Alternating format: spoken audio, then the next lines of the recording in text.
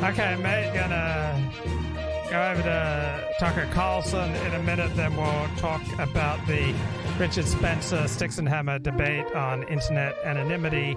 And I was surprised I found all of my emotional empathy was actually with Richard on this debate, even though I probably agreed more with Styx and Hammer. So Jesse Waters is just wrapping up here. And then we'll toss it to Tucker, see if Tucker can hold our attention. And then we'll be right back discussing the debate last night between Richard Spencer and Styx and Hammer. I made about 10 different timestamps on that debate. It represents a great step forward in moral thinking. So Richard also did a call for his Substack subscribers on the debate, so we'll check that out as well.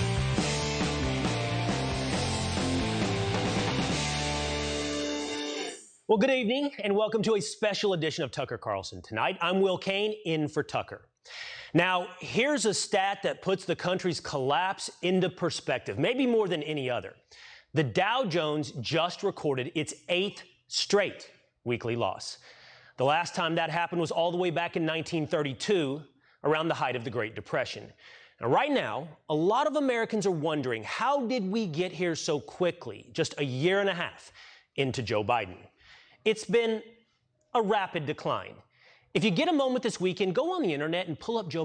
Okay, so no Tucker Carlson tonight. Let's jump into last night's Styx and Hammer versus Richard Spencer at debate. least on the right. However, it is a very real thing in the sense of troll farms and bots promoting a particular agenda, or more likely than not, just simply promoting chaotic, almost quasi-brainwashing agendas in other countries. That is actually a serious thing that states... So people you don't agree with. And see... Okay, so that's bogus. The idea that bot farms are just brainwashing large numbers of people, I mean, that's a really weak argument. Obviously, we did not evolve to be gullible. So Russia spent a few $1,000s on Facebook ads. So the United States sometimes has an interest in interfering in other countries' political affairs and cultural affairs. So too, Soviet Union, Russia have an interest at times in interfering in our affairs. But the idea that bot farms are some kind of major threat to Western civilization, I don't think that holds up. So incredibly weak opening argument there by Richard Spencer. That gets at the crux of the problem that I wanted to bring up. I think that your disdain of 4chan, some people mentioned accelerationism. I don't agree with them at all. I think that you genuinely dislike 4chan on a visceral level because it enables people to meme about you, and most of those memes are negative. And the same thing is true of me and of Ralph and of literally every other content creator, but I think that you got into the kitchen and you couldn't take the fire, and you decided, okay, well, 4chan has to die because they're ridiculing me and they shouldn't be allowed to do this unless I know who it is so that I can strike back. And I don't see that's that, a great ad hominem argument, Styx. No. I don't see that as the way that the internet should work. I like it that people are capable of criticizing me. I have no clue who they are, and I can laugh along with them, especially on 4chan, where... Okay, so I think Styx has a solid point here in the sense that Richard was not nearly as upset or concerned about anonymity on the internet when that was working in his favor. But you can't keep banging on about this. It's not really a productive basis for an ongoing debate. It's just something you have to dip in and then move on. You can go to B and you can post basically whatever you want. You can mock people, you can ridicule people. And the whole point is that because you're anonymous, you tend to be more truthful about your feelings. I personally find that a positive thing. I 100% disagree with what you just said, but to go back to it, memed on it. I don't care about the. I'll tweet out the memes. You're making it simply an ad hominem argument, and when I contradict you, you say, "Oh, no, it isn't." And then what do I say? No, I don't. The memes can be funny, they can be stupid, they can be whatever. I don't care. And the chat says it's easy for Richard to put his face behind his words. He's got trust funds to support him. It's much harder when you have a job. And Richard's not vulnerable to getting fired for his voice. The issue. But, okay, I can't contradict you, so... And Richard's making a good point there. There's no, contradiction there. It's an observation. It either works or it doesn't work. and then you just got to move on. You can't keep coming back to it. We just need to simply move on that issue. But I'm just saying, I want to move on a winning issue. I think I'll hammer it home for the next hour. You want to? It's not a winning issue. It may be accurate, but you can't really keep banging on about it for an hour because there's no way of validating it. It's not a basis for really debate or discussion. Endlessly talk about how I fear Spencer memes on 4chan. Yes, that's okay. Yes, I think that's because we're not talking we are going to talk about that. This gets to the debate that we had, I think, 3 or 4 years ago when you proclaimed that you wanted to be like the sort of oligarch of oligarchs of a white brotherhood leading society. I remember that. I can't remember exactly. I think that was still on Worski's show. That was the Sargon debate? No, it was after the Sargon debate. But you proposed that you would be you would want a leadership position in a potential alt-right or post-alt-right sort of world.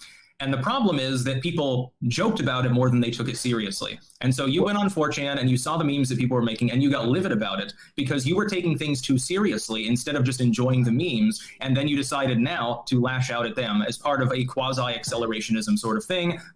Okay, so Richard, almost everyone who tries to get serious with ideas is going to look like a pompous fool at times. I mean, that's the price you pay when you actually stand for something, when you believe in standards, when you want to make some kind of moral stand, when you want to stand up for something. All right, it's very hard to do any of those things without looking a little pompous and foolish at times. Which is why you voted for Biden and why you support neoliberalism, because you think that will collapse Western civilization.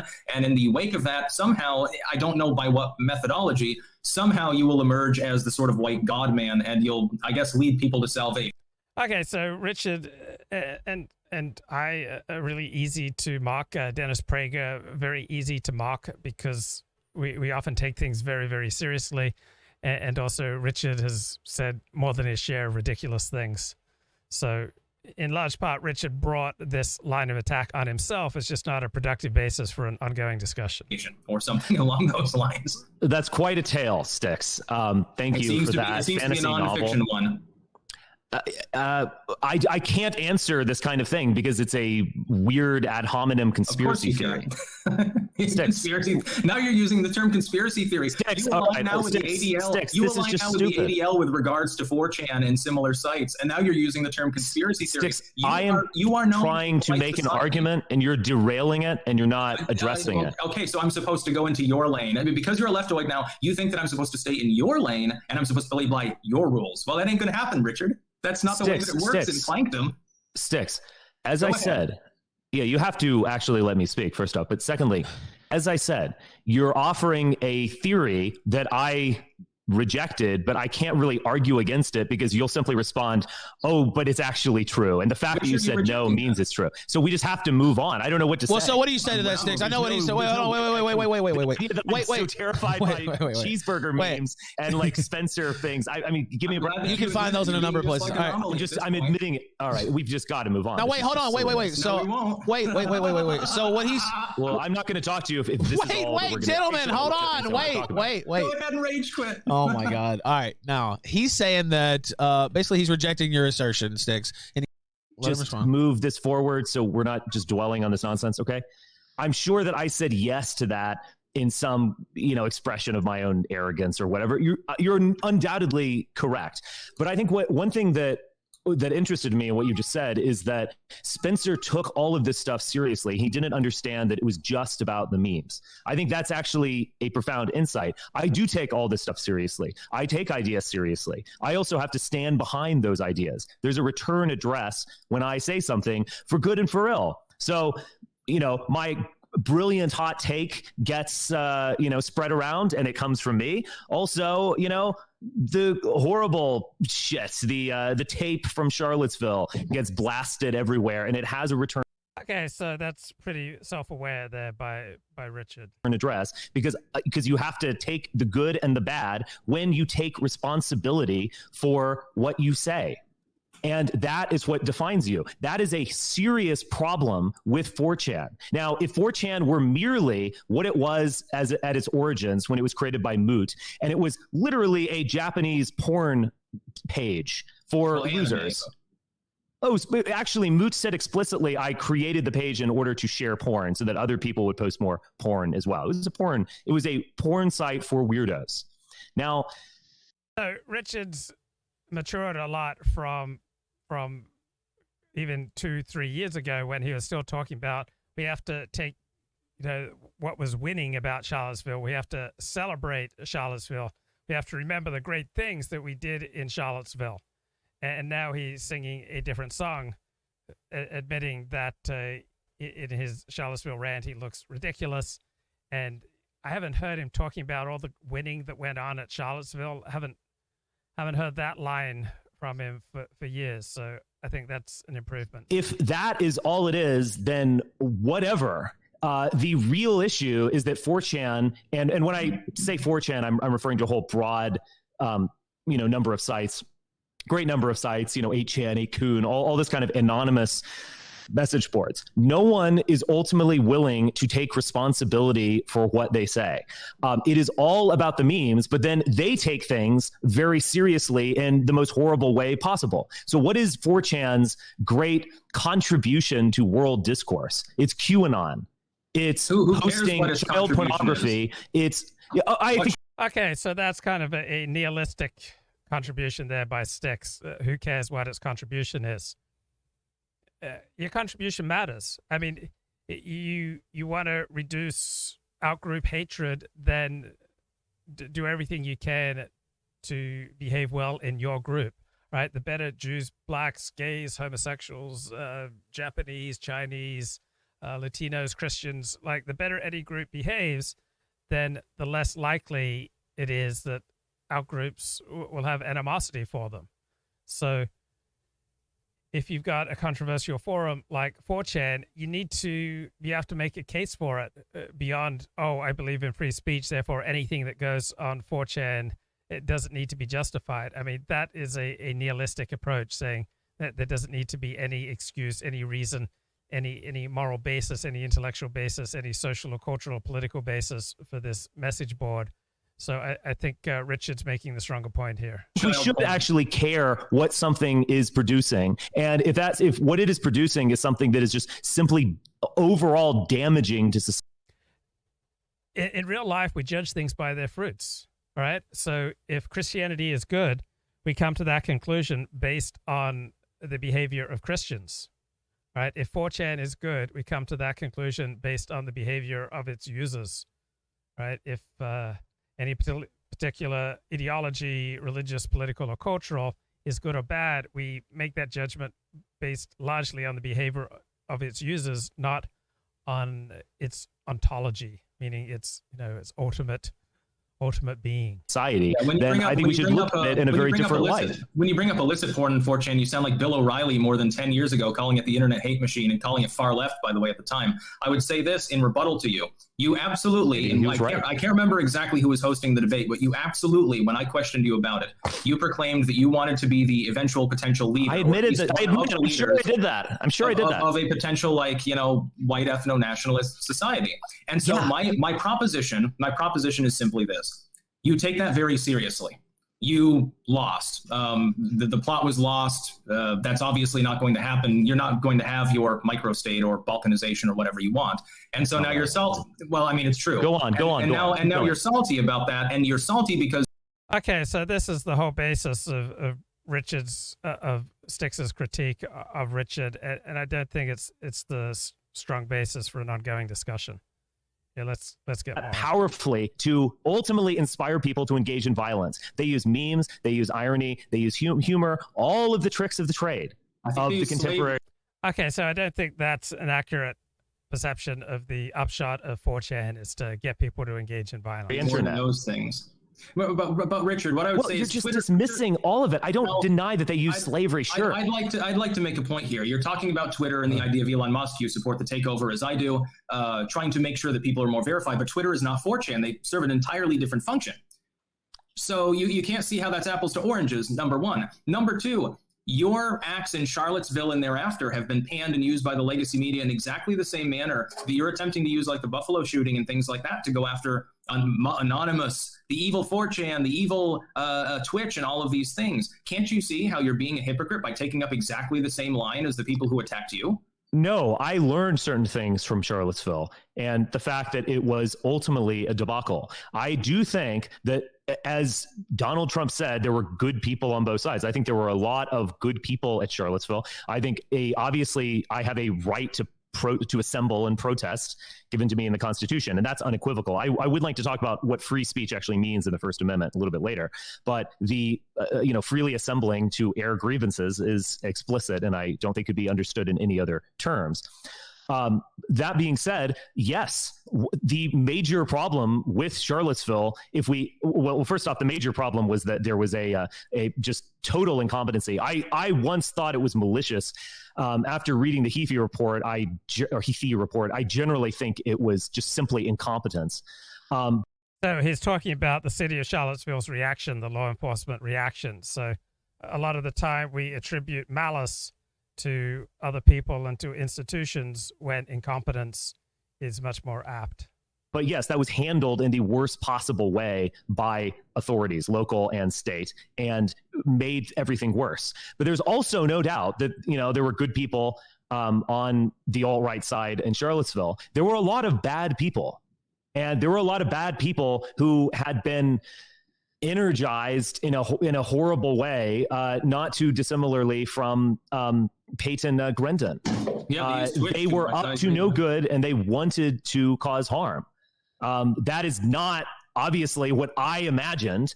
I thought this would be a right. So this is after Hellgate. This is on the morning of Charlottesville. Richard was going around after having drunk some liquor.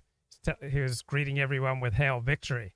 So what kind of people did you think was going to resonate to this Nazi message, Richard? The salt of the earth or the marginalized? A lot of fun, and yeah, sure, Antifa would show up and whatever, but I expected you thought that. It was going to be a lot of fun when people who have a penchant for throwing their own poop at the police show up. It doesn't sound like fun. It sounds like hell to me. Well, fair enough, but maybe it's your misguidance more than 4chan's misguidance. You can criticize my naivete all you want. That's fair enough. But we did do a number of events. There was a lot of excitement and so on. We did events afterwards. So that is what I expected. But the fact is, there actually were a lot of bad people there. I guess we're getting off on a bit of a digression here, but a little bit. It just is what it is. Right. You make one Nazi salute, and your social standing is forever affected. But the idea that there aren't bad actors within an ecosystem like 4chan, I'm using 4chan writ large, it's just the notion of this anonymous internet based on politics, based on distorting ideas and through memes, basically making something that is worth talking about seriously, like the Great Replacement, making it more and more salacious and horrible and violent and disgusting. That actually is a huge problem. And I know. So I don't have the stomach for 4chan poll. I mean, I think that's the only board on 4chan that I've ever spent time on. I'd say I probably spent less than 4 hours of my whole life on 4chan. I don't have the stomach for it. Styx apparently goes on there every day. I wonder how he does that. We don't live in a sane society. I know we don't. I'll finish right now. I know we don't live in a sane society, and if we did live in a sane society, that yes, that is a problem that needs to be solved, and that problem should be solved through the power of the state. Why? How is the state any more sensible? I think that I would prefer any randomly chosen group of 4chan users to run the Senate than the senators that have actually been elected. That is insane. How? What finesse is required? It sounds like William F. Buckley, who said something like, I would trust random people picked out of the phone book than I really would. Politicians. I really would. The government, look at the government right now. Your boy Biden that you voted for, he's doing such a great job economically. I think that we could get a couple of 4chan nerds that know how to use a TI-83 calculator, and they could probably manage the economy better. Look at crime. I think we could get a couple of random former cops that happen to use political. So, by the way, is anyone watching the USFL? Okay, I haven't heard any buzz about the USFL. So incorrect, and they would have a better policy with regards to policing. Look at the executive branch. It's run by a dude who clearly has dementia that you crazily voted for. I think that anybody could replace him. You do a better job. Ethan Ralph would do a better job. I do a better job. It's low-hanging fruit, though, because the cat could do a better job. So why do you have your ass in the air about 4chan? What I'm saying is, you want state control? I want better people in politics too. There's not like we live in a disturbed society, but to basically what? I said Biden's disturbed. Yes. Well, sometimes state control is the answer. I'm not saying it is with regard to 4chan, but when Reagan was running in the 1980s and he said government's not the solution, government's the problem. Well, sometimes government's the problem. Sometimes government's the solution. Sometimes the elites are right. Sometimes the people are right. Sometimes the working class is right. Sometimes the upper classes are right about things. There's no group, there's no ideology, there's no politics, there's no religion that's consistently right. I think that's what I understand to be postmodern, recognizing that there's no one narrative that is sufficient to explain reality. I think our society is going down the tubes in general. I thought maybe we could reach common ground on that. If we're going down the tubes, then what's happening to China? What's happening to Russia? What's happening to Japan? What's happening to England? What's happening to Germany and France? We're in far better position than all the other major powers. So this is myopic to think that America is just going down the tubes. Point, but I think it can be saved. You want it to be collapsed. You think it can be saved through like the marketplace of ideas or something? I fully reject that. I think the worst possible ideas come out of the anonymous. Well, who's the accelerationist now? What I'm saying is that in the event that we are lucky enough to live in a sane society, we are going to have to deal with problems like this, and the only way to deal with them is through state power. The state is ultimately has a. Is that the only way to deal with these problems? What, the internet or murder? Is that the only answer? Open question. Shadow over the economy and all of these things. It is through the state that you can actually control these things and properly censor things that are absolutely toxic to the body politic. Okay, so Richard wants to properly censor things that are toxic to the body politic. He wants to censor things that are not good for the health of the nation. So who would you trust to make those decisions? So I would have to side with Styx opposed to Richard on this. I don't want the government.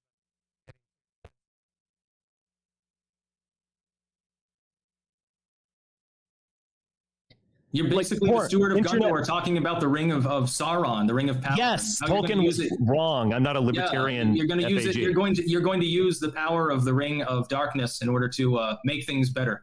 That'll work. Yes, it's not Darth like Vader was right. Nobody's Stalin didn't try this before. Pol Pot didn't think of that before. Every society, the notion of free, unadulterated, and in some degree inconsequential speech is a very tenuous, contemporary, and you could say briefly held concept. You're using Stalin and Pol. Hold on.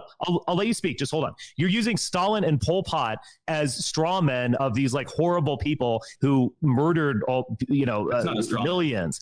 Every society, every state and government has engaged in censorship, including. And Richard's right about that, but my own position is about as close to free speech absolutist as you can get without going crazy. The United States, this notion of benevolent.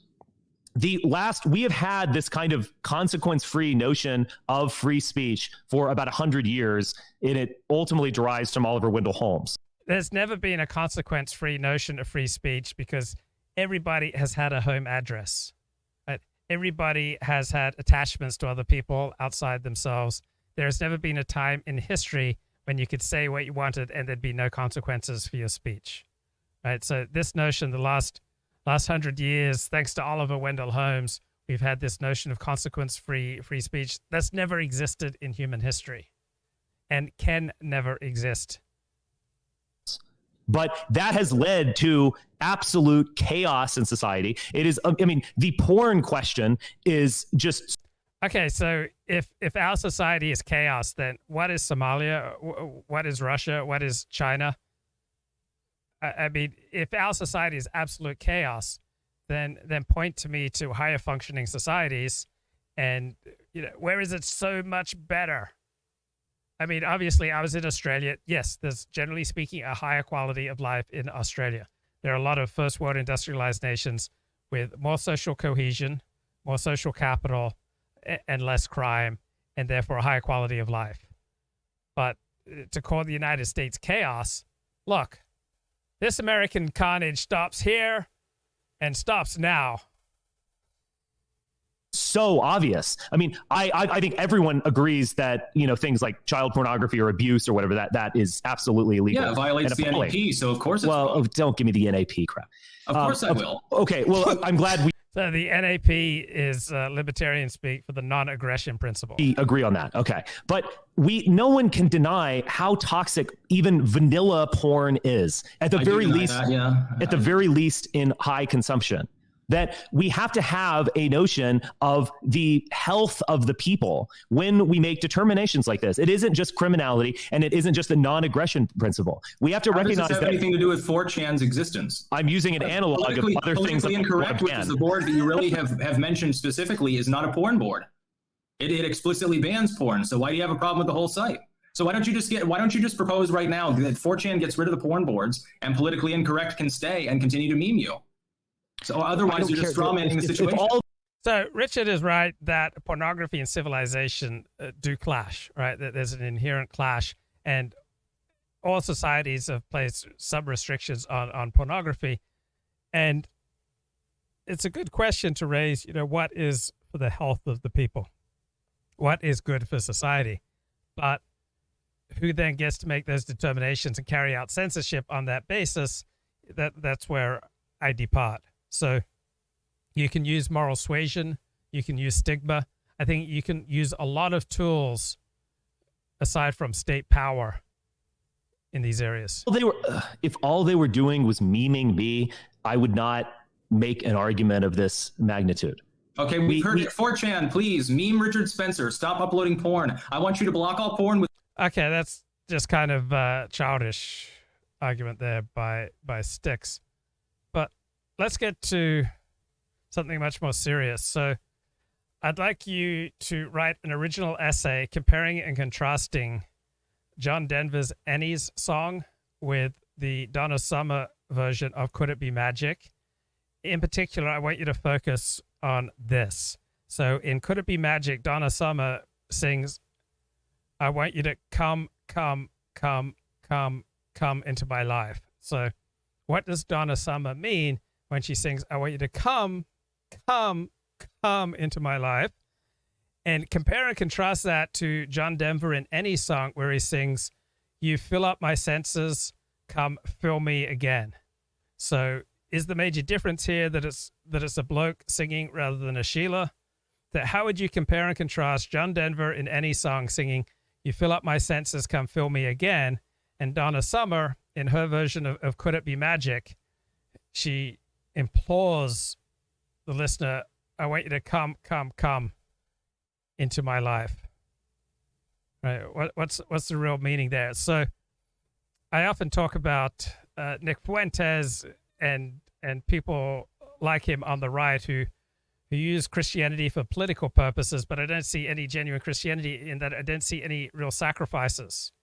Well, Donna Summer made sacrifices. She was aware when she was stepping outside of Christianity. So when she was singing, you know, Love to Love You, Baby, right? She told Time magazine, December 1975, that she put aside her Christian beliefs to write that song. She said, I let go long enough to show all the things I've been told since childhood to keep secret. And so in the extended version of Love to Love You, Baby, Time magazine counted 22 orgasms. And I would guess there are about that many orgasms in her extended version of Could It Be Magic? But she was cognizant enough to realize that she was stepping outside of Christianity. I'd have more respect for Nick Fuentes if when, in his words and his behavior, he's stepping way outside of Christianity, he was going, hey, I know I talk a lot about Christ as King, but I'm stepping outside of Christianity to say and speak and act as I'm acting now. So in 1979, Donna Summer recommitted to her Christianity. She stopped performing Love to Love You, Baby. She says, if I was to do that song like I did it in the old days, the fire department would have to be at the show. Like riots would break out in Argentina and Italy. It's not It's not the kind of song you just want to throw out there. And so I've been forced to contain my own show because just too many riots were breaking out and the fire department was being called here and there. So I've had to kind of turn down the intensity and the charm and the charisma level of my own show just for the public good, for the health of the public, just like Richard Spencer's talking With about. the Andy 6 log of shit memes. Okay, I co-sign on that. Yes. Don't do anything but Spencer memes. I co-sign. Yes. And Andy 6. That's not pornographic either. Okay. I'm using pornography as a bit of an analogy, but it's something else that I would want to ban in the sense, or at the very least, strictly limit in the sense that pornography is deeply unhealthy. Richard mentions he likes the United Kingdom solution, and I like it too, where in the United Kingdom you have to specially sign up to get access to pornography. Otherwise, it's automatically blocked by your ISP. Seems reasonable. And it is not an aphrodisiac, if you allow me to extend this for a little bit. Contemporary pornography is not like pornography of yesteryear. It is not an aphrodisiac. It is a sex substitute. It is even better than the real thing. So Victorian porn is your aphrodisiac. Have you seen some of the weird stuff that they did? So not as much of it as you have. If your great grandma got naked, that's okay to Richard Spencer. If your sister gets naked, that's a totally different story because it's not in black and white anymore. No, there is a fundamental difference between high definition on demand porn everywhere on the internet. That is fundamentally different than the way that erotica was consumed in past ages. We have to recognize this problem and not see it abstractly. No, they had deep shows that were way weirder, dude. Have you seen some? I'm not talking about weirdness. I'm sure there's weird shit, of course. But the just the physical act of walking to or riding a horse to a peep show and seeing that, it's in a limited quantity just by necessity. The ability for young men to exist online and have no connection with the real world, no connection with actual sex. Which is, of course, like you think the average major 4chan problem. User, you're basically making the same stereotype about 4chan users and so forth that leftoids make. Oh, have sex, incel, you have no life. I use 4chan. Yeah, I right. have 4chan. I'm not looking at porn. I'm happily married. I have a life. I have a career. It's got a better redemption arc than yours. So what's the problem? Okay, so terrific Twitter thread by Ben Collins of NBC News. He writes, I want to tell a quick story. The Buffalo shooter had a toothache. So he spent 6 months before the shooting messaging himself on Discord. He did it the same way you would email yourself a reminder. It was every stray thought he had for half a year archived as a handbook. So in this Discord archive that's over 500 pages, the Buffalo shooter wrote about where he wanted to attack, his true motivations, even how badly he needed a haircut. Minutes before the shooting, he sent it all to people he talked to on Discord, plus a live stream of the shooting. Now, the Discord archive is more illustrative than the manifesto itself because it's what he actually believed. It's not a knockoff term paper that plagiarized past mass shooters. And in it, one thing kept coming up. The Buffalo shooter had a toothache he couldn't fix. The Buffalo shooter apparently tried to get his bad tooth treated. He went to the dentist, and whatever the dentist tried didn't fix it. He didn't or couldn't go anywhere else. He alluded to insurance problems, but instead of blaming insurance or himself, he blamed the Jews. The Buffalo shooter blamed the dentist, who he said was Jewish, but also Jews in general, who he was convinced was the cause of all his suffering.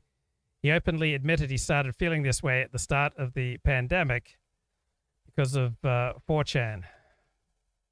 It reminds me of that anti-dentite bit on Seinfeld, where Seinfeld runs into a dentist who What are you doing here? converts to Judaism for the jokes. So they don't want a baby?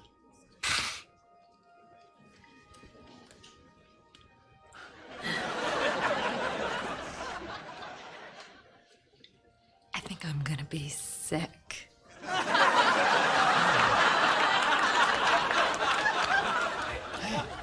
Where's Marcy? She went shopping for some shoes for the wedding, and This isn't the right yada, yada, anti-dentite yada. clip. See her in 6 to 8 months. Oh, come on, guys. You're just totally destroying my rhythm here. Over here. I just as soon not sit next to you. Kramer.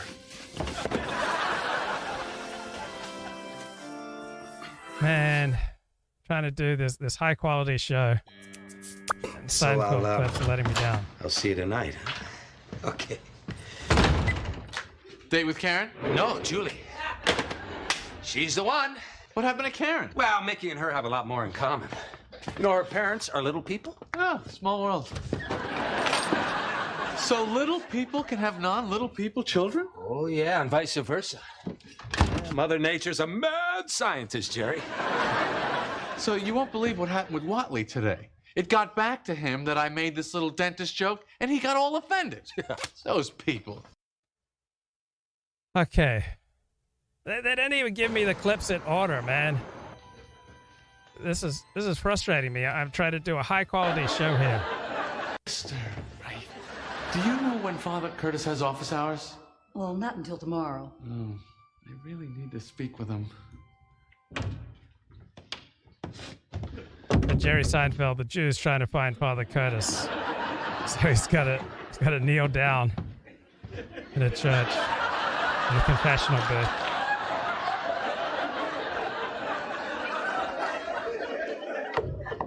It's a little rusty.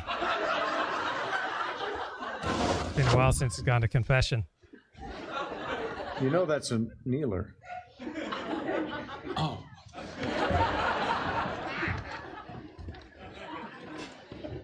Tell me your sins, my son. Well, I should mention that I'm Jewish. Well, that's no sin. Oh, good. Anyway, I wanted to talk to you about Dr. Watley. I have a suspicion that he's converted to Judaism purely for the jokes.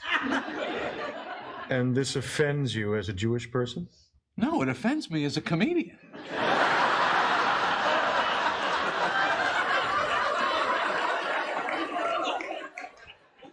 And it'll interest you to know that he's also telling Catholic jokes. Well... I mean, and they're all jokes. We begin today. I mean, the Pope and Raquel Welch in a lifeboat. I haven't heard that one. Oh, I'm sure you have. They're out on the ocean and yada, yada, yada. And she says, those aren't buoys.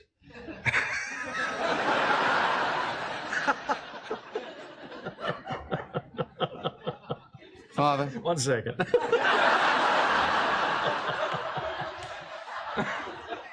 Well, if it would make you feel better, I could speak to Dr. Watley. I have to go back and have a wisdom tooth removed. Good luck. You know the difference between a dentist and a sadist, don't you? Newer magazines.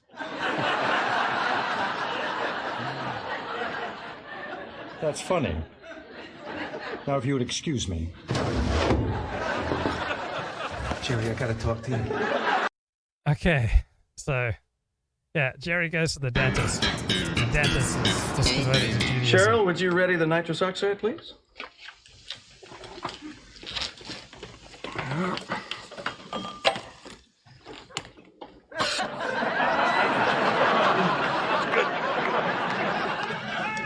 Where's Jennifer today? Oh, she's over at Dr. Sussman's office. Yeah, we find it fun to swap now and then. You just take some deep breaths and try to relax.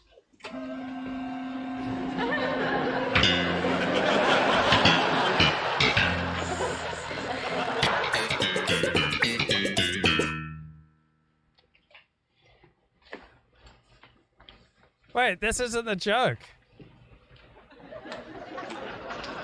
Man, what do I have to do to get the joke? Hey, Tim. George, you know Tim Watley. Yeah, dentist to the stars. What's up? I'll tell you what's up. I'm a Jew. Excuse me? I'm a Jew. I finished converting 2 days ago. Oh, well. Welcome aboard. Thanks. So I'll see you tomorrow? Yeah, I have a cavity lower left. Hey, were you just at the health club? Oh, yeah. No, we must have just missed you. Ah, well, I didn't do much. I just sat in the sauna. You know, it was more like a Jewish workout. That's it.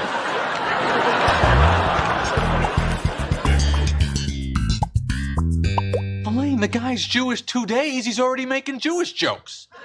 So what? When someone turns 21, they usually get drunk the first night. Booze is not a religion. Tell that to my father. Hey, it is cavity time. Here we go. Which reminds me, did you hear the one about the rabbi and the farmer's daughter? Huh? Those aren't matzo balls. What? Tim, do you think you should be making jokes like that? Why not? I'm Jewish, remember? I know, but... Jerry, it's our sense of humor that sustained us as a people for 3,000 years. 5,000. 5,000, even better. Okay. Not 5,000. Chrissy? It's 3,000. The complement's right. Stickle of fluoride. Yiddish. And then he asked the assistant for a shtickle of fluoride. Why are you so concerned about this? I'll tell you why. Because I believe Watley converted to Judaism just for the jokes. Hello? Would you be interested in a subscription to the New York Times? Yes.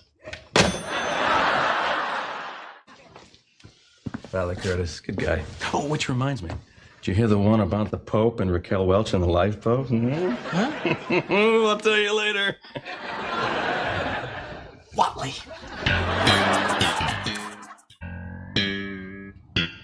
So Watley says to me, hey, I can make Catholic jokes. I used to be Catholic. Now, see, I don't think it is a Catholic joke. I think it's more of a Raquel Welch joke. What was it? No, I said, hand me the buoys.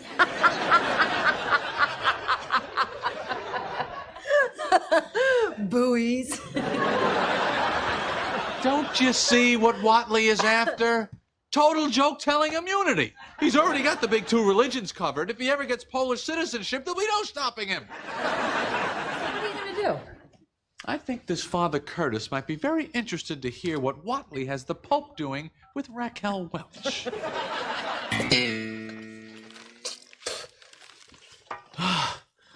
Are you about done? Well, I'm just getting warmed up. Because I'm just a sadist with newer magazines. Huh? Father Curtis told me your little joke. I really didn't appreciate it. What about all your Jewish jokes? I'm Jewish. You're not a dentist. You have no idea what my people have been through. The Jews? No, the dentists. You know, we had the highest suicide rate of any profession. Is that why it's so hard to get an appointment? Okay. It can be so touchy. Those people.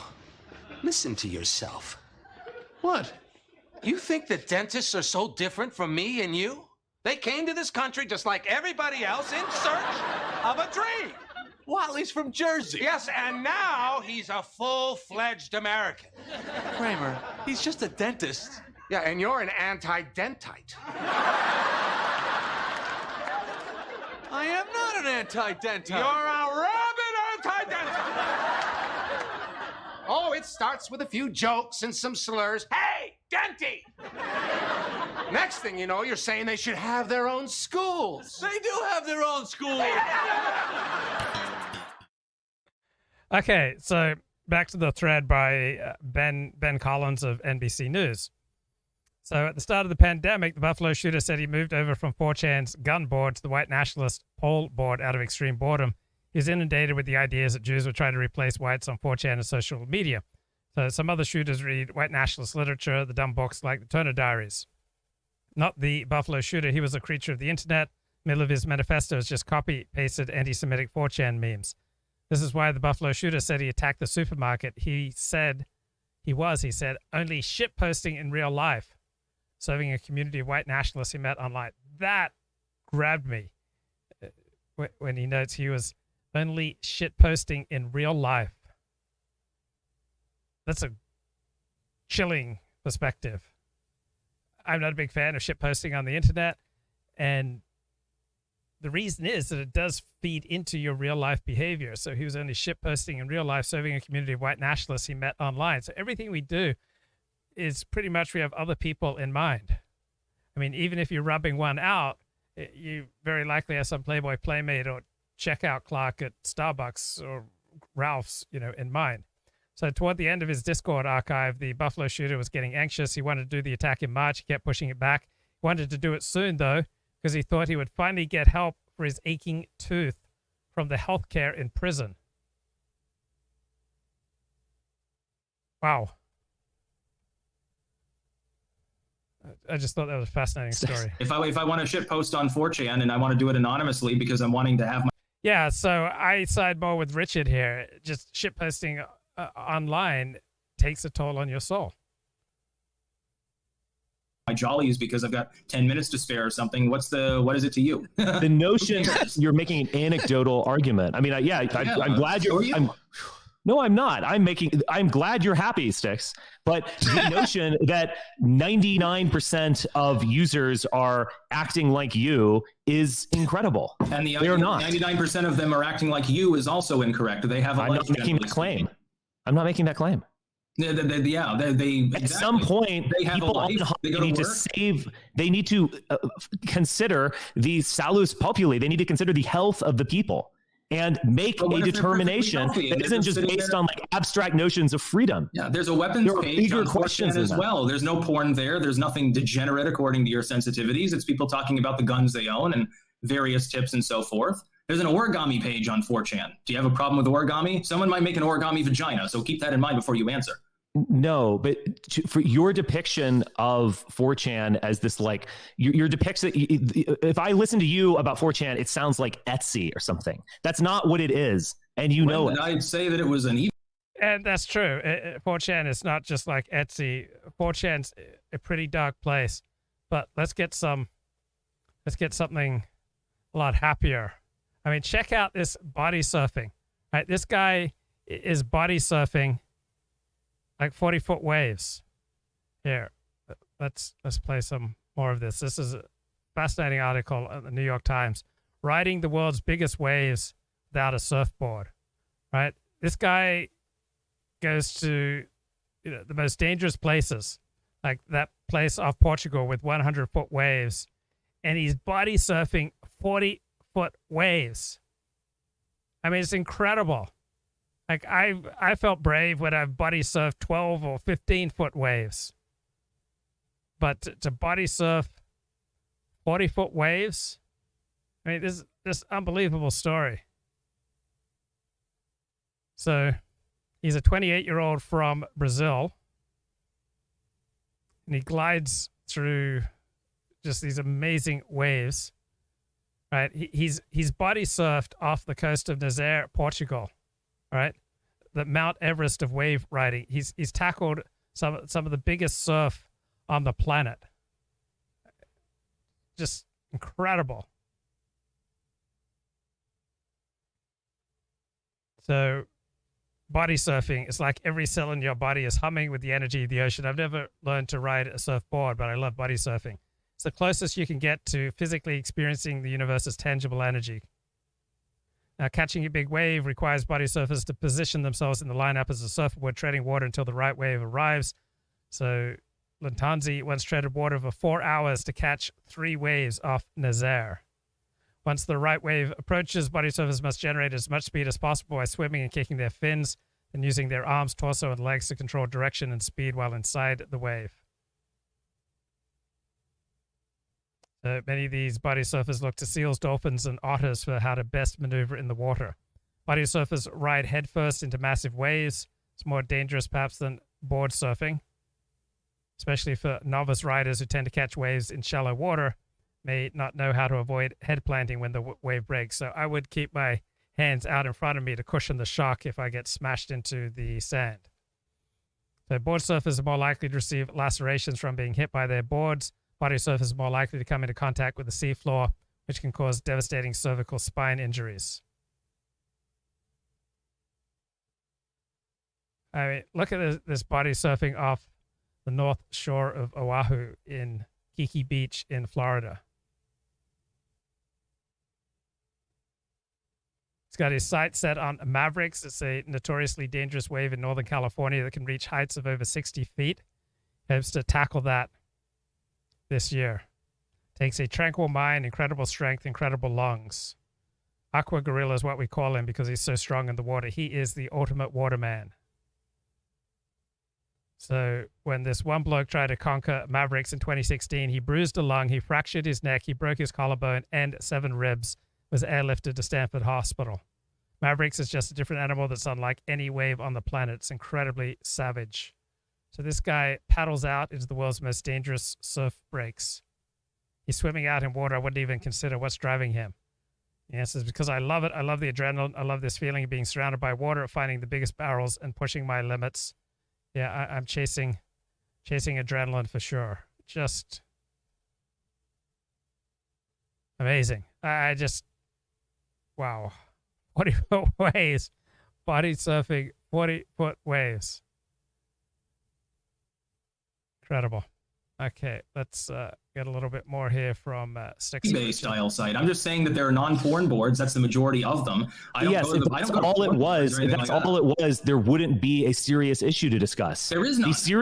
The serious issue. You brought it up, and the ADL has brought it up. That's basically it. The legacy media and Richard Spencer have a problem with 4chan and BitChute and literally every other site. BitChute doesn't have any porn on it, but it got panned by the ADL. Do you have a problem with them? You can have an account on there. You don't have to provide your actual information and say, hey, my name is John Smith. Do you have a problem with that? What about Odyssey, where we're streaming right now on YouTube? I'm Styx Hexenhammer. Tarl Warwick is not my account name. Do you have a problem with that?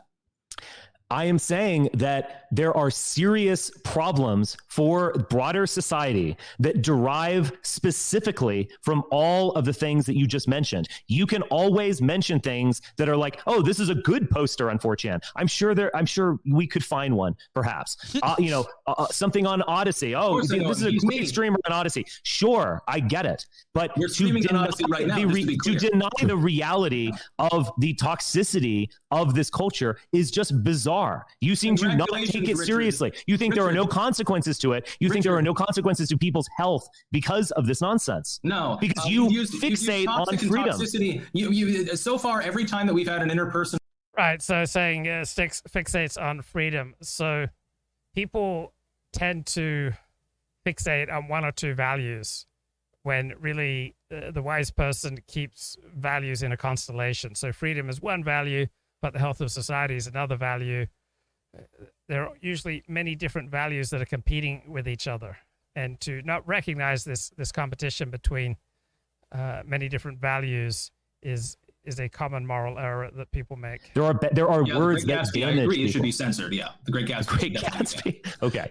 But the problem is, if you look at history, how many times has that actually worked, and in retrospect, not been effectively state terrorism or severest authoritarianism? That's bizarre. It's been used every time by every society, including ours, and we wouldn't exist if it was a bad thing. It's something that does need to be used on occasion. Well, what I'm saying is that what I'm arguing against is going into this libertarian sphere where we. And that's really a weak argumentation by Styx to respond to an argument for censorship by saying, well, Pol Pot likes censorship, right? That doesn't hold up. Just because Pol Pot drank water or Pol Pot ate rice or Pol Pot went to the Sorbonne doesn't mean that any of those things are bad. And just because Pol Pot and Stalin use censorship, that's not a good argument against censorship. You become fixated on free speech itself and not thinking about what we actually believe and what we actually want in a society. Now, in terms of the free speech issue. Who's this we, by the way? You keep using that particular term. What about those who dissent? You want to put them in the gulag or like Stalin did? Or? Yeah. There's going to be a 4chan gulag. It'll have fleshlights along the wall, and it'll have Pepe inside posters. Right. See, I'm a benign totalitarian. Yeah, we would give them. Right, we would still give them their comforts. Yeah. Case closed. All right, go ahead. Finish your point, then I'll ask some of these questions. Well, you can. Let me go on it. Sure, look, finish it. You mentioned the Federalist Papers. Okay, what did the founding fathers really believe about free speech? Keep in mind that in the Adams administration, there was the Alien and Sedition Act. So many people look back on it now through our lens and say, oh, look, so early on in the Republic, they disobeyed and betrayed their deepest values. The fact is, the First Amendment is not what you think it is. If we go to a English writer like English jurist like Blackstone, we understand the concept of free speech was never a free-for-all, which is basically what we have after Oliver Wendell Holmes. The notion of free speech was that there are no prior restraints on speech. That means that you cannot lock someone up to prevent him from speaking. That is, we know that you're a dissident. We're going to throw you in a dungeon. We'll never That's let you not the again. We're meaning going of to get rid of the the First printing press. Amendment. No, that's not Yes, the meaning of the First Amendment. No, it's not. You also can't lock a person up for. You are having looking at it strictly through contemporary eyes and not seeing it how they saw it. Why would you even be appealing was to the the US meaning of Constitution free when you speech? argue for balkanization of the United States? I don't argue for balkanization of the United States. That's the opposite of what I want. No, I haven't. I've never wanted the balkanization. I've always argued against secession and balkanization. I'm a supporter of the European Union, for God's sake. That explains a lot. Okay. Well, I mean, I apologize for getting a little mad about that. No, Richard's absolutely right. He's never stood for balkanization. Richard stands for empire. You don't necessarily need to know all of my views. It's fine if you don't. But no, I am not a supporter. Don't know most of mine. Jesus. Well, I don't know all of yours because I don't understand your magical. You don't even powers. understand the 80s as much as I do. We'll be listening to Iron Curtain's Condos later or something. Fair enough. We'll go down the dark wave rabbit hole. Okay, I'll learn. This was a form of public entertainment before TV and radio existed. Who was there to stop them from doing that other than municipal governments in the territories? When you engaged in direct attacks or undermining of the state or undermining of religion or undermining of the people's health, the state stepped in, including in 1914 with the Sedition Act. Now, Oliver Wendell Holmes originally upheld the Sedition Act, and he actually birthed in a United States versus Schenck, he birthed the aphorism that everyone knows now. Wait, Josh Randall says ivermectin censorship was deadly. There's no evidence that ivermectin is effective for treating COVID. Not allowed to yell fire in a crowded movie theater when there is no fire. Which is actually inaccurate legally, by the way. Well, inaccurate legally, you're looking at everything from the standpoint of the 21st century. You have to understand that was in the decision of U.S. versus Schenck. So that was absolutely legal at the time. Now, Wendell Holmes changed his mind because he spoke with various progressives and he birthed these ideas of America's this great experiment, and so this is U.S. versus Abrams. When he dissented, so what the concept of inconsequential free speech came from a dissent. Yes, I'm deadly serious about ivermectin. There's been exhaustive studies of ivermectin and COVID, and the evidence overwhelmingly points to it doesn't have any therapeutic value for treating COVID. To a decision by the Supreme Court. And he basically said, oh, well, America's just this big experiment. We don't know what's right. So we need to have a free marketplace of ideas. And of course, the best ideas will win out. And so on. He did that in defense of communist pamphleteers, by the way. So this is... Oh, yeah, communism. I think that communists should be able to speak freely, too. And they did for 100 years, and they lost for a reason. And now, basically, nobody wants communism. See, the free market won out in the end. Yeah, I think there are a lot of people who want communism. And fewer than you believe. The idea, I think maybe a fundamental divide between the two of us is basically the idea that the best idea wins out in the end. I think that in the popular mind, particularly with the ability of manipulation through state entities and money and so on, the worst ideas will ultimately win out. Okay, so I think that's a bridge too far. I wouldn't argue that the best ideas always win out, but to argue that the worst ideas win out is nonsense. Terrible, toxic, there's that word again. Ideas will win out. And that is a terrible thing. And at some point, someone needs to make a decision on behalf of the people against those ideas. And of course, it's you or someone who believes generally as you do. See, that's the problem with the authoritarians. They all think the same thing. The communists, Nazis, people of generic fascism, neoliberals, all of these groups. It's great to censor people. We should only have speech that I agree with. Anything that offends my sensitivity should not be allowed. Well, we've been through this before for thousands of years, and it's never benevolent. It rarely works. You look at the Soviet Union, people were taking Depeche Mode cassettes and circulating them on the black market. Your favorite band was banned in the Soviet Union, Richard. And people bravely stood up. Okay, I get your point. It was degeneracy. It was going to give young girls sexual ideas and teach people how to use heroin. Okay, so let me take a quick glance here at Twitter. Quote from an Israeli physician and a former member of the Knesset, the right-wing National Union Party, Professor Aryeh Eldad, says there is no future for the Jewish people in the diaspora unless they are ultra-Orthodox. And then a response from a lefty non-Orthodox. He says, I hate to say it, but as a lefty non-Orthodox diaspora Jew, there's something to this. We want the futures of neither Orthodox insularity nor Zionism nor American assimilation, but we struggle to imagine alternate possibilities, so we orient a lot of our identity around the past. So that's Joel Swanson. He's a graduate student at the University of Chicago. So let's get a little bit of Richard Spencer here after the Styx debate. I don't know. I'm kind of disappointed in the debate I did this morning. I don't know if you guys saw it, but I can talk a little bit about it. I mean, I guess I was happy that I got some good ideas in, but I don't know. I just think there are kind of like limits to debating Styx at this point. He's kind of a cool guy, but he just kind of gets annoying, and he's always into all this just kind of ad hominem stuff, which is just strikes me as kind of desperate and petty. But I think I was able to get some important ideas out there. I mean, I think the one that I developed that wasn't as much in the monologue that I did 2 nights ago, which I thought was very good, which kind of focused a lot on the legal aspect of all this, but is the notion of mimetic transference. And I mean, in some ways it's very simple, but it just needs to be reiterated, because there's this notion, it seems, that like, there's transsexuality is the, a kind of created by the Democrats, the government, or what have you. And it's obviously coming from some other force. And, it's kind of incredible when you think about it, like where transsexuality would be if it weren't for something like TikTok. And I think something like TikTok probably has like a dramatically larger effect on people's minds than like some book in the school library.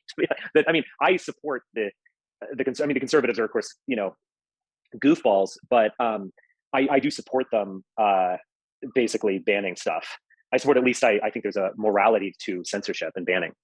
And but beyond that, I mean, like TikTok has had just a much greater impact on their children's minds than any book in the school library. And it's worth thinking about this. It's like when you see these statistics, I mean, I saw one particularly alarming statistic about, and I'm actually making hamburgers are on a pan right now. That's what you probably like. If you hear that crisp crackle of hamburgers on a pan, that's what it is. But So Reverse Cowgirl 69 says the strip club is sadly a leading indicator of the economy. I can promise you all we're in a recession. Me getting stock alerts just to decide whether it is worth going back to school. And her Twitter bio says the duality of thought, Columbia MPH whore. So what does an MPH stand for? And it's a degree in public health, a master's of public health. Oh, okay. So this lovely lady is doing a master's in public health, and she's checking up on the stock market to see whether it's worth it to go into work. So you heard it from the stripper. There you go, mate. You can look at these. I saw this one poll that basically indicates that 20% of Gen Z kids are transsexual or not transsexual, but identify with LGBTQ and so on. And, you can look at that in a few ways. You can look at that through Spiteful Mutant's thesis. But I think even, Ed, and at his most outlandish, wouldn't suggest that 20% of the population is a Spiteful Mutant. But I think you can, you could also say that it's a fad, it's a trend. And even if some, teenage girl isn't, non-binary, that she almost wants to pretend like she is because it's cool, or she feels like she might gain status or something. That also might be true, but that seems to beg the question of where is this coming from? This isn't just it isn't just emerging for no reason. There has to be some cause for it. And I guess some liberal could say that 20% of the Gen X population, 20% of the boomer population is also LGBTQ. And they just were suppressed or repressed, or they were bullied in middle school or something. That just seems to be absolutely wrong. And it shows the power of mimetic transference and the way in which a idea can infect people's minds and then infect their bodies and infect their lives and their actions. And that is something that's very powerful. And you should make a decision regarding that. And at the end of the day, ban something that is completely toxic. And I just feel like libertarians just aren't willing to recognize that basic fact. And I think they're probably a lot more willing to recognize it in terms of LGBTQ stuff. But I think they're less willing to kind of go there when it comes to like the way in which a site like 4chan really does make us worse. And whatever, based ideas that go against the grain are promoted on a site like that, for the most part, it is turning people into monsters. But it is that power. I mean, as I said, it's like art imitates life, and it's not the other way around. So I think in another way that this kind of gels with a lot of Marx conceptions of things. But anyway, that was just my just some opening thoughts. Does anyone want to jump in? Do you think Styx and other libertarians believe in free will? And Art Bell says that JFKRP won't have Ed Dutton on his show anymore. He says that Ed is too incorrect about assigning morality to evolution. All right, let's move forward here in this recent Richard Spencer publicly recorded chat with his Substack subscribers. So here we go. Saying, which were like pro-ISIS, or more or less using the kind of rhetoric which people who ran over people in trucks in Nice and Paris were doing. Like that person would have been investigated by the secret police and deported, etc. It's just extreme whining. But so here's Richard going off on Tucker Carlson and Peter Brimelow. Right, and maybe there shouldn't be legal repercussions, but I mean, all I am saying is that this is like, if you offer this just like extreme whining, which is what these people offer, and Ann Coulter, Peter Brimelow, Tucker Carlson, etc. It's just extreme whining. Then, like, I don't know, you either do nothing with that whining and you basically continue to whine about your own displacement, or you go out with a gun and murder people. Like, there's no productive way that this can go. And I just think it's a huge problem. Go ahead. Sorry. It seems to me they lack a message of positivity. In other words, they just, like you said, they whine, they complain. It's always about an other, Okay, I don't think that stands up, right? You can't sum up and dismiss Ann Coulter, Peter Brimelow, and Tucker Carlson as just extreme whining. I think what's more accurate to say is that Richard doesn't have any charity or anything good to say about anyone who can possibly be a competitor for him. So he's quite loath to praise any other right-wing commentator. Look at all these people who resonate with our ideas or whatever. They're just talking about this. They are back, like, it really is like it's just Americans, that is white, blah blah blah. No one take a class issue and their minds of their ancestors. That was the original replacement. Yes, that is true. To go back a little bit on this, I think one of the issues is in many ways a class issue and not just a race issue, because all of these people, I mean, Peter Brimelow will claim, I'm not a white nationalist, I'm a civic nationalist, and I blah, blah, blah. No one takes that seriously. I mean, everyone sees through what he's doing. And he just calls Americans white. He'll say this. They'll even like explain the code to you sometimes. And they'll be like, Americans, that is white people, like, or whites, that is Americans. Like, it's just kind of hilarious. But it's not so much they're actually supporting like white people writ large, or like who we are or who we should be, or our multi-layers. It really is like a very particular white person that they are endorsing.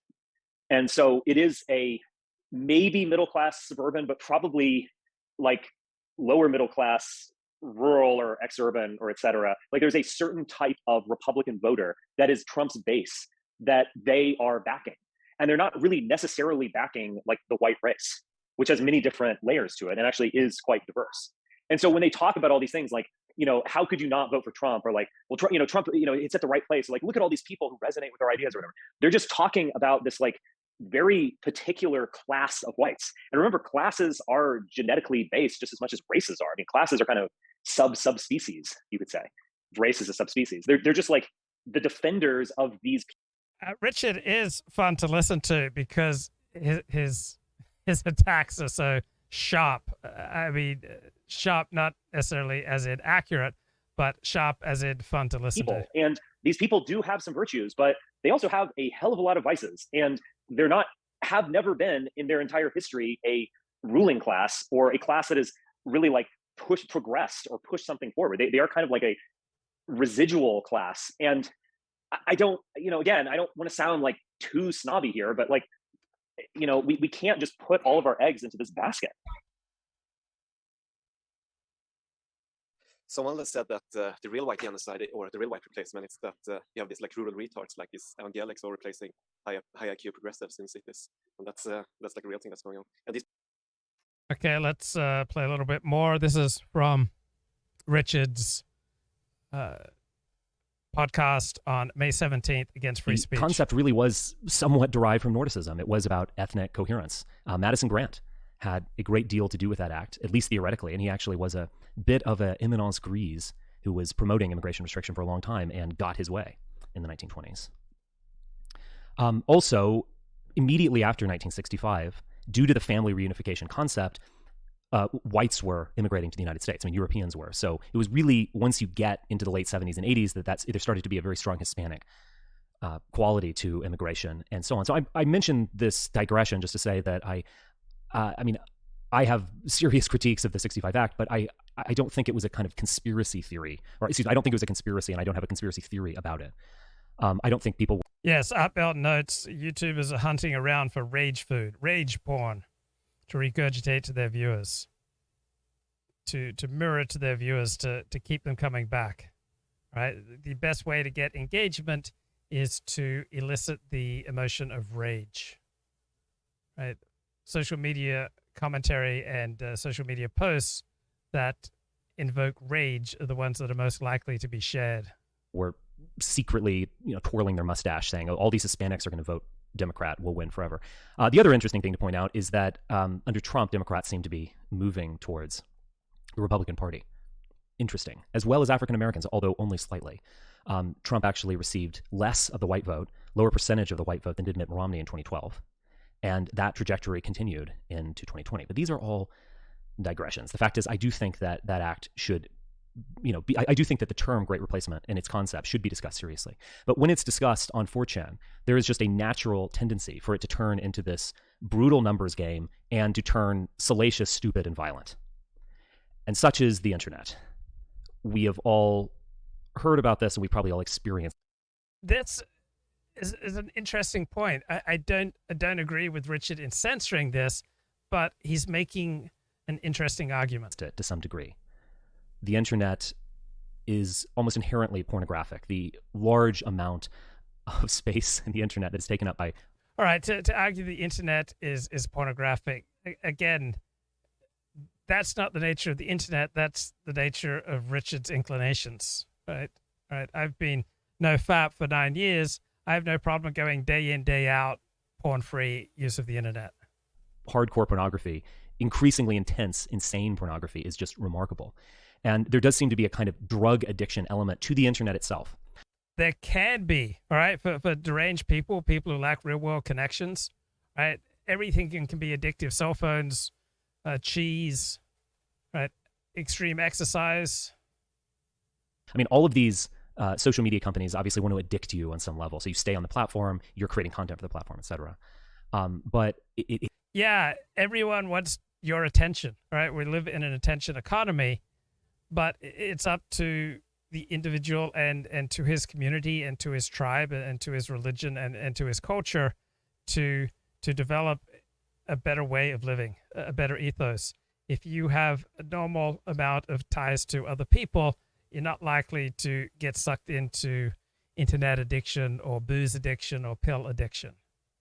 Right? It comes down to, if you're connected to others, you will be able to regulate your emotions, generally speaking, and you'll be competent at life, effective at life, and you'll likely be a fairly upstanding individual. If you lack those normal human ties, then you're very likely to be a great source of trouble for yourself, for people who care about you, and for wider society. It seems to be an aspect of the internet itself. This is worth going into in another monologue, and I'll leave it at that. But you know, just like the drug addict needs a stronger and stronger hit, he might even need a stronger and stronger drug. So the internet... I love this comment by Brandon Smith. Real life only works for sycophants and their masters. Right, so my life sucks. I imagine that anyone who is enjoying life, there must be something morally wrong with them. That way, even though my life sucks, I can still feel morally superior to them, because I'm going to attribute, all sorts of, bad morals to people who are effective at life. But for normies who are enjoying life, There's got to be a way still that I could be superior to them. User needs something more and more intense. The other aspect of this is that politics previously, at least political theory, was discussed in books. It was discussed by a smaller percentage of the population. The people got, sound bites and personality and so on. And now with the internet, this has been democratized. And the way you communicate to people is through the meme. Can you sum it all up in a crazy image? And, at the end of the day, the 2015 through 2017 alt-right, kind of summed it up with a gas chamber meme. But again, I'll leave all of this for now and focus on the legal aspect of free speech. Suffice it to say that the internet in general is not a healthy place, and 4chan in particular. That's nonsense. There's nothing inherently unhealthy about the internet, right? There are unhealthy people who can become unhinged with 27 different things, including the internet. So I was really honored this week when Laponius said that I did the only show on YouTube that he didn't hate himself after watching. So I try to do a show that has, if it's going to have any effect on you whatsoever, it's a positive or at least a neutral one. Particular is dramatically horrible. I don't really have the words for a place that specializes in insanity, pornography, and whose greatest contribution to political discourse has been QAnon. That sums it up. It is a cesspool, and there's no other way of putting it. But, we say, that might be true. And all of that nonsense on 4chan might very well have fragmented the mind of Peyton Gendron. And he was probably, or almost certainly, mentally ill, but this somehow made him worse. Or it articulated a way for him to enact his vile fantasies. Something like that. But we just can't ban something like 4chan. And we just can't suppress something like this due to the First Amendment and America's devotion to free speech. Well, let's look into that. I want to first talk about just the First Amendment itself. And I will read it because it's so short. This is 1791, Amendment 1. Congress shall make no law respecting an establishment of religion, or prohibiting the free exercise thereof, or abridging the freedom of speech, or of the press, or the right of the people peaceably to assemble, and to petition the government for redress of grievances. Now, one thing we do need to understand from the outset is that words can change meaning. And I'll use a classic example just to illustrate this point. When you hear the word virtue, it has certain connotations in our culture. It actually derives from the Latin word meaning man. You can hear that in words like virile and so on. But the word virtue can mean very different things to different people and in different contexts. At some point, this word evolved to a point that it almost meant the exact opposite of its original meaning. That means it means a woman's virtue or female chastity. It's a almost contradiction in terms, but again, language can change. And so, you could conceivably go and read Plutarch now and read about, see virtue on the page and think that he's talking about female chastity. Now, of course, I don't think most people do that, and I'm exaggerating, but I'm exaggerating to make a point, and that is that words and terms do change meaning. So in my late 20s, in my late teens, into my 20s, into my 30s, I thought, Christianity pays way too much attention to sexual sins, that there are other sins that are more important. And I still do believe that there are large swaths of generally conservative Christianity regards sexual sins as the very worst sins. But maybe more accurate to say that they're very likely to be the most damaging sins for many individuals. Maybe not society as a whole. Certainly, cruelty is usually a far worse sin. Meaning. And they can change meaning pretty dramatically. So we hear that term, freedom of speech, and we think we know what it means. Now, luckily, Richard is here, and he's going to tell us what freedom of speech really means. An experiment. So I'll just read this, because it's worth reading. Holmes is a very good writer.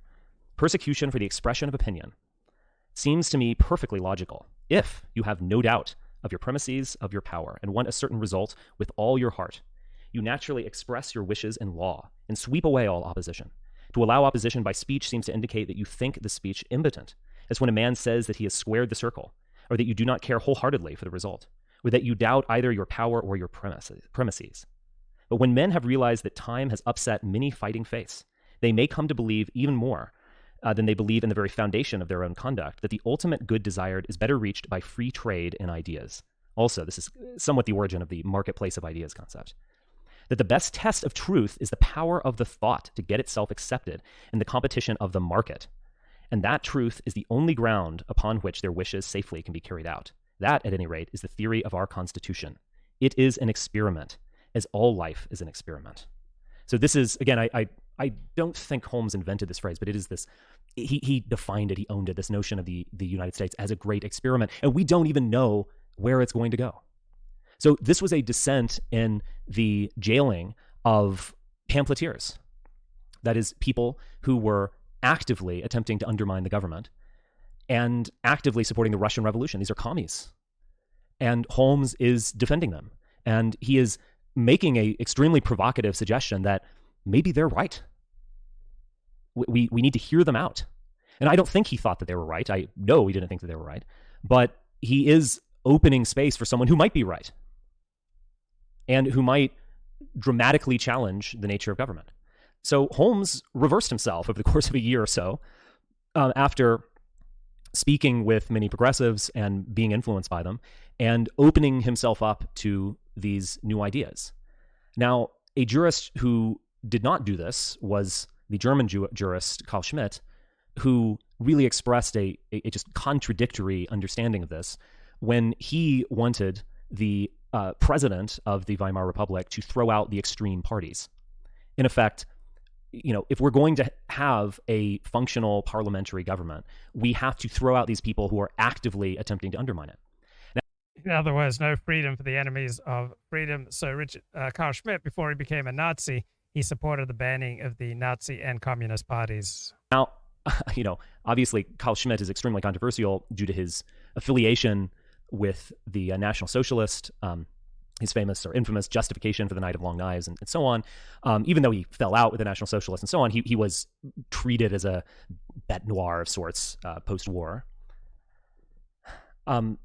Even so, there is a kind of germ of an idea that connects with Karl Popper and his famous or infamous, we must not tolerate intolerance. And in order to be tolerant, we must be intolerant. So totally contradictory, at least seemingly. What he's saying basically is that you can't tolerate these extremists. You have to censor them on some level.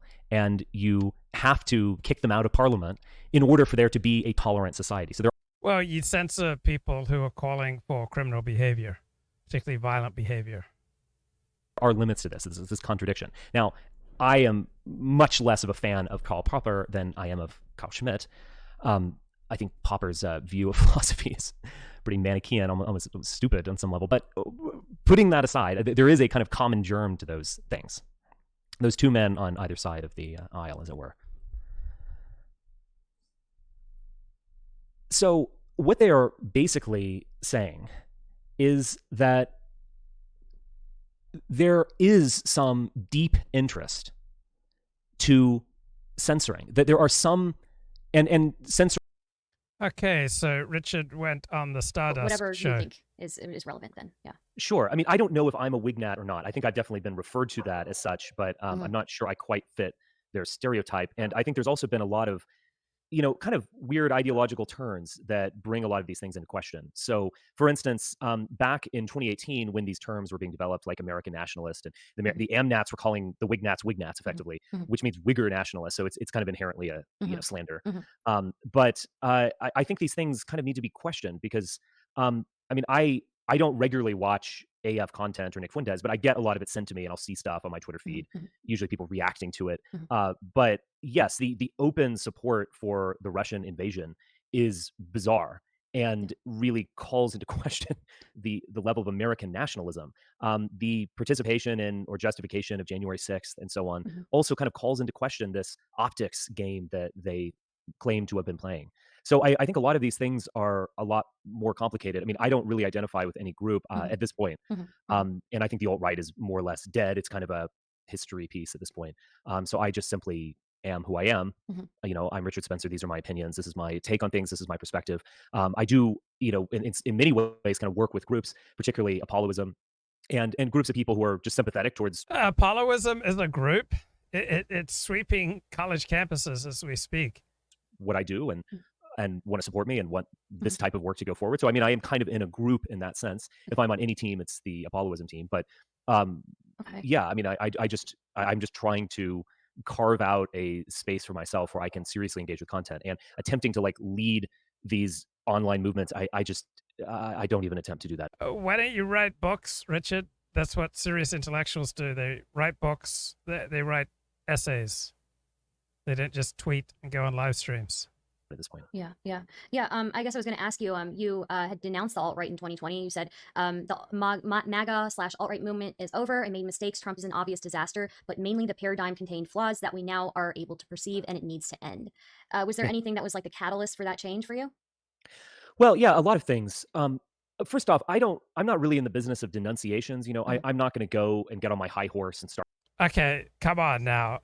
Richard is in the whole business. What makes him so entertaining is that he loves to denounce other people on the right.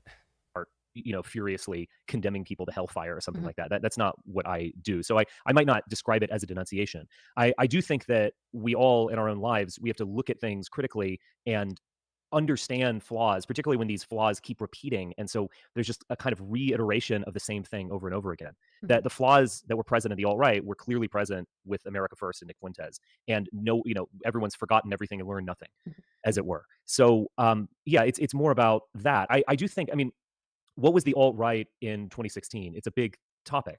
I can give you my perspective on it. I was, for a very long time, extremely skeptical of the Republican Party and conservatism. I didn't hold a lot of conservative opinions, the standard conservative opinions of, let's invade the Middle East and we love the religious right and we are for pure, unfettered free markets. I simply have never held those opinions. I don't know, maybe the free market ones. I was a libertarian for a while, to be fair, but mostly I did not hold those opinions. And Fox really knows how to apply the makeup to its women. I mean, women look better on Fox than any other TV channel. And but Trump seemed to be this just remarkable agent of chaos. He was a wrecking ball, as Jeb Bush described him. And in many ways, he was to the left of Hillary Clinton. And I think this is a kind of remarkable aspect that has been forgotten and is no longer relevant. Trump did more or less claim that he wanted to give everyone health care. He made statements like this. Now, it was fairly vague, but he did make statements like that. He actually wrote in a book, or someone wrote a book for him, saying that, I'm a conservative on most issues, but not on the healthcare matter. In terms of foreign policy, he was to the left of Hillary Clinton. He was outright denouncing the Iraq War and the Bush family, which was remarkable. I mean, I could not believe it when it happened. Someone going in South Carolina, of all places, either in December of 2015 or January of 2016, something like that, just doing a full-on, unadulterated saying the Bushes suck. Bush lied and people died, is what he effectively said. It's remarkable stuff. And even in the RNC in the summer of 2016, he basically said, this whole system's rigged and I'm going to rig it on your behalf. I know how it's rigged and I'm going to help you out. So it was an expression of some kind of socialism. So certainly populism. It was definitely populism. Yeah, I would definitely say. Yeah, the populist rhetoric was strong. So yeah, and populism is kind of more of an emotion than an actual policy, but it's something that you see across the board. Like there absolutely is a populist left that will say a lot of things like that. And so it was remarkable. The conservative establishment was wholly opposed to Trump, and I just saw him as a chaos agent. And then I can speak for myself, kind of personally. I felt like I was never appreciated or recognized, and that I was smarter and more interesting than all these doofuses who were appreciated. So this was a vehicle to enter the mainstream. Yeah. And that is incredibly revealing. Right? This was his porn moment, right? You do porn, you will shoot to public attention, and Richard saw that he would get attention for throwing in with the Trump movement. And that's absolutely how I thought of it, and that's what happened to a degree. Now, yes and no, but that's definitely how I viewed it. It's like this: he's creating chaos. There's a kind of realignment maybe taking place, and there's just new space opening, and conventional left and right categories are being questioned or no longer seem relevant. And just to jump in to this kind of wild melee was something that I was interested in. And when I look back on what I did, I do feel, I mean, there's a lot that I certainly don't regret. What I regret was, I guess, two things, or I guess what I can learn from, you have no regrets in life, you can only learn things, is that I do feel like there was a kind of clownish aspect to the alt-right. So I do think that we were saying, and this was an online, ethic or enthusiasm of just kind of being a clown, like saying things that are outrageous, trolling to try to get people's attention, being outrageous. And so I'm in a different position now. I look down on that. Yeah. I also think that one thing I don't like is kind of speaking in platitudes and just saying, the American people are fed up and we're not going to take it anymore. And and that's true. Richard is an incredibly prolific live streamer, but he spends about as little time speaking in platitudes as anyone I know in the genre. Taking back our country. Mm-hmm. I was probably better than others in not speaking in platitudes, but I did kind of speak in platitudes, and I reject that. I also think that the alt-right, much like populism, it was an emotion more than anything.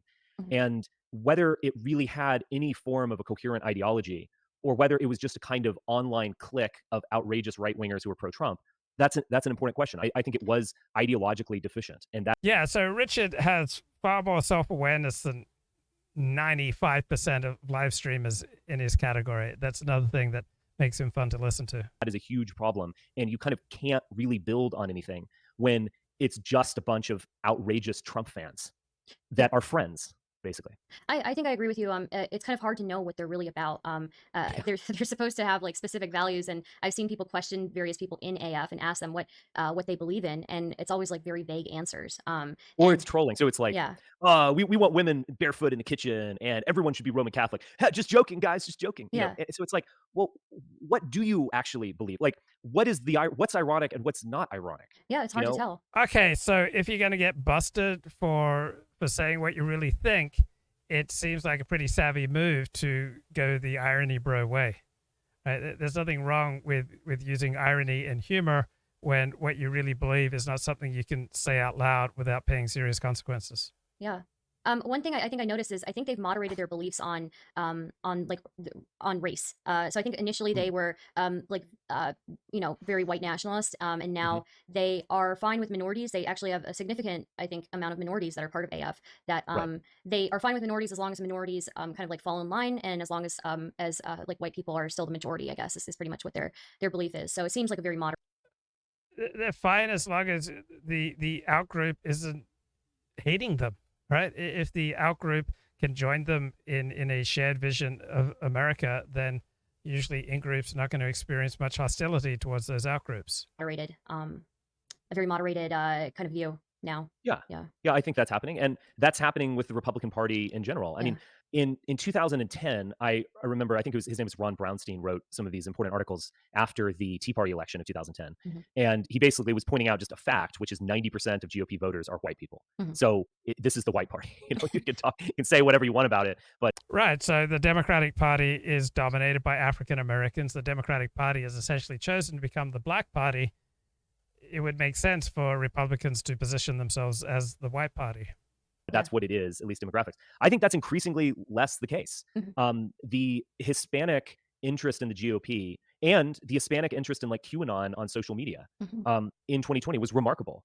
And what's interesting also about Trump, he won a smaller percentage of the white vote. Well, if most Hispanics identify as white, then the Republican Party can still be the white party and attract a significant portion of the Hispanic vote. And I think essentially many Asians would identify as white as well. From the perspective of many whites, Japanese are honorary whites. Than did Mitt Romney in 2012. A lot of people really forget that. What he did was win different white people. So he was able to put together, and I don't even think intentionally. I think this was just this like weird happy accident that allowed him to throw a last minute touchdown pass when there's 2 seconds left in the game or whatever. But he won a different type of white people, Midwestern former Democrat. In many ways, I think many Barack Obama voters. I think there were 8 million Barack Obama voters. I mean, Ashley Babbitt, who was shot while invading the Capitol on January 6th, she was a Barack Obama voter. She was kind of paradigmatic of this trend. And so he won a lower percentage of the white vote, but different whites. And then in 2020, I think he continued that. A lot of the Midwestern kind of Union Democratic voter type abandoned him, and he couldn't put together the same coalition. But he made remarkable inroads with Hispanics. He made small but noticeable inroads with African Americans. So I think when they say that this is a working class, a multiracial working class party, they're not totally incorrect about that. I think they're actually largely correct. So that's been a noticeable trend. I certainly was, like coming from white nationalism and so-called race realism and so on. which is not necessarily any form of nationalism. It's just a way of taking these things seriously. You can think of Charles Murray and people like that. I've definitely not reneged on certainly the race realism thing. I think race is a important scientific category and is highly predictive and interesting and can illuminate various subjects. I do think that I think a big problem with white nationalism and race realism is the kind of, first off, a kind of so what question, in the sense of, well, we can agree that race is a real biological category that came about due to thousands of years of fairly recent evolution, of human evolution. So it is what it is, but so what? What does that mean? Is that actually motivating to people? Yeah. Wow, Luka scored 18 points in the first quarter for the Dallas Mavericks. They're leading the Warriors by 7. It's an important question. Yeah, it is. So when you talk about race, I'm assuming you mean like in the more specific categories rather than just like Asian, Black, white, things like that. Since those are fairly, like, I would say, socially constructed. At least the Asian category is like grouping like half the world's population into one group. Yeah. Right. Yeah. So sorry. So do you believe that America First is imploding with everything that's going on right now? Or I do. Yeah. I do think it's imploding. Okay. Because again, I am not a Nick Fuentes fan. I never have been. So you could say, this is sour grapes or Schadenfreude or whatever. Maybe that's true, but I am trying to be objective. I do think it's imploding because of this problem within the alt-right. It was definitely present at the alt-right in 2016, and that is friendship nationalism, as it were. So it's based on, as a clique of online people. And I can remember even in like 2016 and 2017, people would come to me and they'd be like, White Eagle just didn't like your last tweet, so you're going to have to write something. And I'm like, friendship nationalism is a wonderful thing. I mean, nationalism simply means elevating your extended family as the single largest group that you strongly identify with. Right? Who the fuck is White Eagle? Yeah. Some online person Yeah. who's on Discord or whatever. And it's just, there's this weird clique of people, and they have this kind of strange friendship loyalty. It's kind of parasocial. I mean, it's digital friendship. Yeah. And you get clout by posting a lot or being the most based or whatever. And I think you can build a movement on this basis to a certain extent, but as has been proven in reality. But I think it ultimately will implode into infighting and purity spiraling. Okay, why are there so many Hungarian porn stars? Sia Najfjo. Hu milien Najvaj. Te vaja lejna job. Akit valalatam. Igen.